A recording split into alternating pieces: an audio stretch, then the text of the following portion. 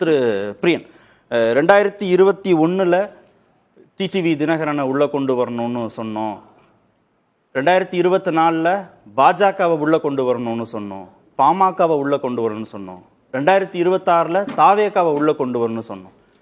கூட்டணி தொடர்பாக வச்ச எந்த ஆலோசனையும் திரு எடப்பாடி பழனிசாமி ஏற்றுக்கல. அதனால அதிமுக தொடர் தோல்வி. அந்த தோல்விக்கான காரணங்களை ஆராய்ஞ்சு தோல்விக்கு அவர் பொறுப்பேற்கணும் அப்படின்னு இந்த மூத்த அதிமுக தலைவர்கள் வைக்கிறாங்கல்ல, இது லாஜிக்கா தப்பா இருக்காங்க? ஏதாவது அந்த அந்த கோரிக்கைகளை ஏதாவது தவறு இருக்கா? இல்லை அந்த கோரிக்கையில நியாயம் இருக்கா? இல்லை, இதே கோரிக்கையை எலெக்ஷனுக்கு ஒரு 6 மாதம் முன்னாடி இதே முன்னாள் அமைச்சர்கள், அதிமுக அமைச்சர்கள் எடப்பாடிகிட்ட போய் சொன்னாங்களே, சேலத்தில் போய் சொன்னாங்களே, நம்ம கட்சியை பலப்படுத்தணும், யாரையும் வெளியில் விடக்கூடாது, அதே மாதிரி சசிகலா தினகரெல்லாம் சேர்க்கணும் அப்படின்னு அவங்க அப்போவே சொன்னாங்க. ஆனால் அவர் எடப்பாடி அதை கேட்கல. அதுக்கப்புறம் செங்கோட்டையெல்லாம் வெளில போனதை நம்ம பார்த்தோம். நம்ம அதுக்கப்புறம் பார்த்தீங்கன்னா அந்த கூட்டணி விஷயங்கள்லாம் கரெக்டு. தாவேக்காவோட கொடியை பார்த்துட்டு கூட்டணி வரப்போகுதுன்னு எடப்பாடி சொன்னதெல்லாம் நம்ம பார்த்தோம் இல்லையா? தாவேக்கா கொடியை பார்த்துட்டு எடப்பாடி பிரம்மாண்ட கட்சி ரொம்ப சந்தோஷமாக கூட்டணி வரப்போகுது, பிள்ளையார் சொல்லி போட்டாச்சுலாம் சொன்னேன். அப்புறம் ஏன் நடக்கல அது? ஏன்னா அவங்க அதிகமான சீட் எடுத்துக்கிறேன்னு சொன்னாங்க, அவங்க தான் சிஎம் சொன்னாங்க, அவர் இது ஒத்துக்கல. ஈவன் எலெக்ஷனுக்கு அப்புறம் கூட ஒரு ஆஃபர் கொடுக்கப்பட்டது தாவேக்கானால அதிமுகவுக்கு, நீங்களும் வாங்க நம்ம கூட்டு சேர்ந்து ஆட்சி அமைக்கலாம். அப்போ இவர் என்ன சொல்லிட்டாரு, நான் தான் சீஃப் மினிஸ்டர்ன்றார் எடப்பாடி. அது தினகரனே சமீபத்தில் சொன்னார், நம்ம முன்னாடியிலேருந்து சொல்லிட்டு இருக்கோம்.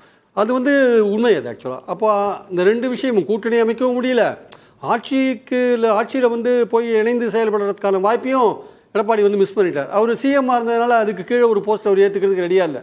இப்போ ஷிண்டே மாதிரி அவர் சிஎம்மாக இருந்தார், இப்போ டெப்யூட்டி சிஎம்மாக போயிருக்காரு. அந்த மாதிரி நீங்கள் வாங்கன்னு சொல்லியிருக்காங்க. நான் அந்த மாதிரிலாம் வர முடியாது, வந்தால் சிஎம் தான் வருவேன் அப்படின்னு சொல்லிட்டாரு. அப்போ அந்த அரேஞ்ச்மெண்ட்டு ஆரம்பத்திலேயே ஃபெயில் ஆகிடுது. இல்லை சார், எல்லாத்துக்கும் திரு எடப்பாடி பழனிசாமி தான் பொறுப்பா? எல்லா முடிவுகளுக்கும் அவர் தான் பொறுப்பேற்கணும்னு நினைக்கிறாங்களே, அது சரிதானா? அது இல்லை, அவர் தான் அல்டிமேட்டாக அவர் தான் முடிவெடுக்கிறார். அதாவது அவர் என்ன நினைக்கிறாரு, எல்லாரையும் கன்சல்ட் பண்ணுற மாதிரியான ஒரு தோற்றத்தை கொடுக்குறாரு தவிர முடிவு அவர் தான் எடுக்கிறார் அப்படின்னு அந்த அதிமுக எல்லாருமே சொல்கிறாங்க. ஒரு சர்வாதிகாரத்தனமாக முடிவு எடுக்கிறாரு அப்படின்னு சொல்கிறாங்க. நீங்கள் தேமுதிக நீங்கள் ஏன் சேர்த்துக்கல கூட்டணியில்? தேமுதிக சேர்த்துக்கலாம், புதிய தமிழகம் ஏன் சேர்த்துக்கல? அதே மாதிரி நீங்கள் 24 தனியாக நிற்க வேண்டிய அவசியம் என்ன? அதுவும் இருக்குல்ல. ஸோ அதனால் 21 நீங்கள் அமித்ஷாவே சொன்னார் தினகரனை சேர்த்து சொல்லி, நீங்கள் கூட்டணியில் சேர்த்துனீங்களா? சேர்த்துக்கல. அப்போ சேர்த்துனீங்கன்னா வேறு மாதிரி கூட போயிருக்கலாம் இல்லையா ரிசல்ட்ஸு? அதனால் இதுக்கெல்லாம் யார் காரணம் ஆக்சுவலாக? அப்புறம் பாருங்கள், வெளியில் போனவங்க பன்னீர் என்ன பண்ணார், பன்னீர் என்னை சேர்த்துக்கோனார். மகாபாரதத்தில் பாண்டவர்கள் 1 இன்ச்சு நிலம் கொடுங்கன்னு துரியோதன்கிட்ட கேட்ட மாதிரி என்னை ஏதாவது ஒரு இடத்துல அக்காமடேட் பண்ணுங்கன்னார் பன்னீர். அதை கூட இவங்க பண்ண மாட்டேட்டாங்க சார்.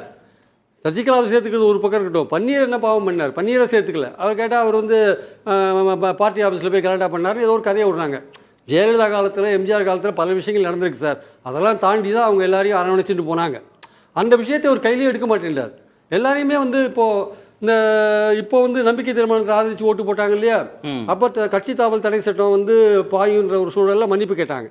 அப்போ போனவங்க எல்லாருமே பதவியை பிடிக்கிட்டார் அவர். மறுபடியும் போன பிறகு பதவியை கொடுக்கணும்ல, அப்போ டம்மி பதவியை போட்டு வச்சுட்டார். அப்போ அது அவங்க இன்சல்ட் பண்ணுற மாதிரி இருக்குல்ல. அவங்களாம் பல காலம் முளைச்சவங்க இல்லையா? சரி, கட்சி கட்டுப்பாட்டை மீறி போய் தாவேகா அரசுக்கு ஆதரவு கொடுத்தது தவறு இல்லையா?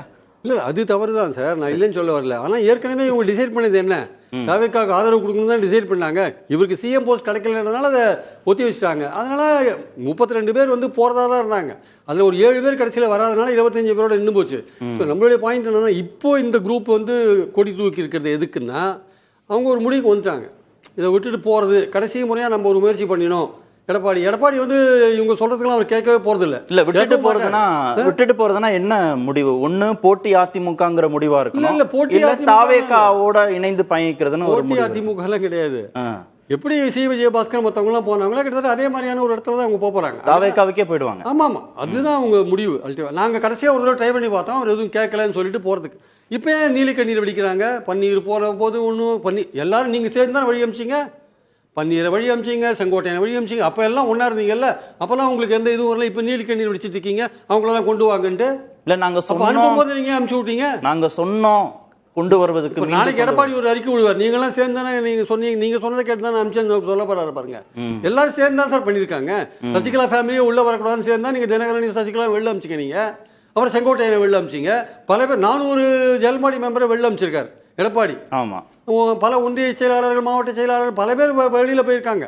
ஸோ பாயிண்ட் என்னன்னா எடப்பாடி அவரும் அமைச்சிருக்காரு, இவங்களும் கூட இருந்து எல்லாம் பண்ணியிருக்காங்க, எல்லாரும் வெளில அனுப்புறதுக்கு. இப்போ ஒரு இதை கிரியேட் பண்ணுறாங்க, அதாவது ஒரு அலிபின்னு ஆங்கிலத்தில் சொல்லுவாங்க, ஒரு ஒரு சாக்கு ஒன்று வைக்கிறாங்க. என்னன்னா இதை சொல்லிட்டு நம்ம வெளில போகலான்ட்டு. நாங்கள் கடைசியாக ட்ரை பண்ணி பார்த்தோம். எடப்பாடி வந்து கட்சியை சரி பண்ணி வர பார்த்தோம். எடப்பாடி வந்து தோல்விக்கான காரணங்கள் ஆராய்வாருன்னு பார்த்தோம். அதெல்லாம் ஒன்றும் நடக்கிற மாதிரி தெரியல. என்ன விஷயம்னா அங்கே பை எலெக்ஷன் லேட் ஆகிட்டு இருக்கு. இவங்க குதிரை பேரம் பண்ணாங்கன்ட்டு சுப்ரீம் கோர்ட்லையும் எலெக்ஷன் கமிஷன்லையும் ஏடிஎம்கே போய் பெட்டிஷனை கொடுத்துட்டாங்க. அதனால் என்னாச்சுன்னா அங்கே பை எலெக்ஷன் லேட் ஆகிட்டு இருக்கு. பை எலெக்ஷன் அனௌன்ஸ் பண்ணுறாங்க, அதுக்கான வாய்ப்புகள் வருதுன்னு தெரிஞ்சால் அடுத்த ஒரு 10 பேர் வெளில வரதுக்கு ரெடியாக இருக்காங்க ராஜினாமா பண்ணிட்டு தாவேக்காக போகிறதுக்கு. கிட்டத்தட்ட டோட்டலாக அந்த 22 எம்எல்ஏக்கள் நடந்து பார்த்தீங்களா, அந்த மாதிரியான சுச்சுவேஷனை கொண்டு போகிறதுக்கு பார்க்குறாங்க. இவர் சாமிநாதன் சொன்னார், இது மாதிரி எடப்பாடி இது சேலம் தொகுதியில் வின் பண்ணாங்கன்னார். சேலம் தொகுதியில் வின் பண்ண, சேலம் மாவட்டத்தில் வின் பண்ணதுக்கு காரணம் பாமக இல்லாட்டி சேலத்தில் 7 தொகுதி கூட வின் பண்ணிருக்க மாட்டாங்க. பாமக இருந்ததால தான் அதிமுகவுக்கு வந்து ஓரளவு தொகுதிகள் வந்தது உண்மை. அதனால் நான் ஏற்கனவே சொன்னேன், அதிமுகவை பொறுத்த மட்டில் இரட்டை சின்னம் வைத்திருக்கிற பழனிசாமி அவர்களுக்கு இந்த மாதிரி அவர் கட்சியும் பலப்படுத்த மாட்டேன்றாரு, கூட்டணியும் பலப்படுத்த மாட்டேன்றாரு, தொண்டர்களுடைய கருத்தையும் கேட்க மாட்டேன்றாரு. இதுதான் வந்து அவருக்கு ஓட்டு போடுற கடைசி தேர்தல். அதிமுக தொண்டர்கள் இதுக்கப்புறம் போட மாட்டாங்க, இதுக்கப்புறம் வந்து கட்சி பெரிய பிரச்சனையை சந்திக்கும்னு தேர்தலுக்கு முன்னாடி பல முறை சொன்னேன். அது இப்போ நடந்துட்டு இருக்கு, அவ்வளோதான் விஷயம். எடப்பாடி வந்து எந்த விதத்திலையும் விட்டு கொடுக்க மாட்டார். அவர் ரொம்ப தெளிவாக இருக்காரு. கட்சி எப்படி போனாலும் பரவாயில்ல, நான் அதோட ஜெனரல் செக்ரட்டரியாக இருப்பேன்னு சொல்கிறார் அவர். அது இருந்துட்டு போட்டோம். ஆனால் இவர்களுக்கு என்னென்னா, இதை ஒரு காரணமாக காமிச்சு கடைசி ட்ரை பண்ணி பார்த்தோம், அவர் கேட்கலன்னு சொல்லிட்டு வெளியில் போகிறதுக்கான ஒரு விஷயத்தை கையில் எடுத்துருக்காங்க ஆக்சுவலாக.